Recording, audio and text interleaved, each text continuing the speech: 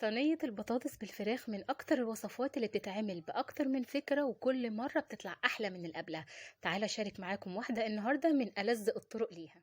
محتاج أول حاجة معلقة كبيرة من توابل الكيجي اللي عملناها مع بعض، شوية من الزيت، شوية من الصويا صوص، معلقة كبيرة من المستردة، ومعلقة كبيرة من الكاتشب أو صلصة الطماطم.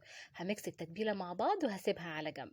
في الطاجن نزلت ببطاطس متقطعة شرايح، هنزل عليها بأي قطعية من الفراخ انتوا حابينها، بس بتعمل فيها فتحات بالشكل ده علشان التتبيلة. نزلت بالتتبيلة وهدعكها كويس جدا من كل الجوانب عشان تتشرب.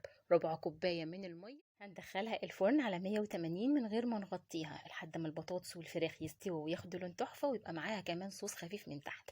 هنخرجها، هزينها برشة من البقدونس المجفف او الفريش حسب الرغبة. جهزوا معاها بقى شوية من الرز بالشعرية وشوية سلطة، واستمتعوا بصينية بطاطس معمولة بمزاج. لو تحبوا اشارك معاكم باقي الوصفات اكتبوا لي في الكومنتس. وبس كده.